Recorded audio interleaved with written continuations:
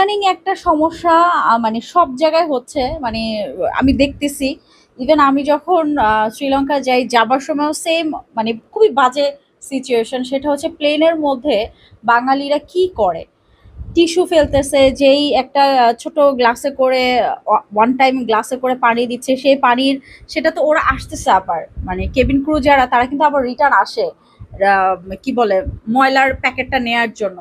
সেটা আপনি চেয়ারের নিচে ফেলতেছেন, টয়লেটে যাচ্ছেন, টয়লেটটা কিভাবে ব্যবহার করে সেটাও আপনি জানেন না। কারণ অনেক মানুষ আছে ফার্স্ট টাইম যারা প্লেনে উঠছে, এবং অনেক ছেলেরা আছে যারা হচ্ছে কাতার যাচ্ছে, কি কুয়েত যাচ্ছে, তারপর বাহরাইন, অন্যান্য দেশে যাচ্ছে, যে যাদের ট্রানজিট অনেক সময় ইন্ডিয়ার দিল্লিতে হয়, কি বলে আপনার চেন্নাই হয়, কলকাতা হয়, বিভিন্ন জায়গায় হয়, বা কি বলে এটাকে দুবাইতে হয়, আমি জানি না। তো আমার কাছে আমার যে অভিজ্ঞতাটা হয়েছে, যে যে সমস্ত লোকেরা, যে সমস্ত ভাইয়ারা আপনারা বিদেশ যাচ্ছেন কাজ করতে, তারা অ্যাটলিস্ট একটু এইটুকু জেনে যাবেন যে কিভাবে আসলে হাই কমোডে বসতে হয়, কিভাবে হাই কমোডটা ক্লিন রাখতে হয়।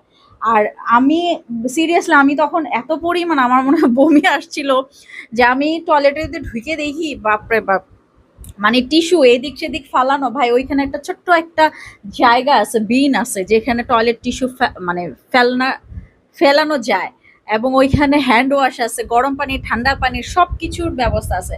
বাট আপনি জানেন না, বাট না জানলে সেটা তো কারো কাছে জিজ্ঞেস করবেন, কেবিন ক্রু আছে তাদের কাছেও জিজ্ঞেস করতে পারেন।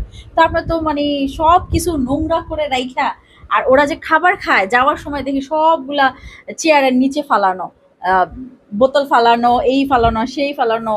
মানে এইগুলোর জন্য জানেন বাংলাদেশের মানুষদের এখন হচ্ছে বিদেশে না ভিসা দিচ্ছে, না ইমিগ্রেশন গিয়েও ওরা রিটার্ন আসতেছে, ইমিগ্রেশনের সময় অনেক কিছু জিজ্ঞেস করে, যার কারণে মানে দুই চারটা মানুষের জন্য প্রত্যেকটা মানুষের বদনাম, এবং বাংলাদেশিদের অনেক বেশি বদনাম। এগুলো খুবই কষ্ট লাগে, খুবই কষ্ট লাগে, বোঝানো যায় না এই কষ্টগুলো।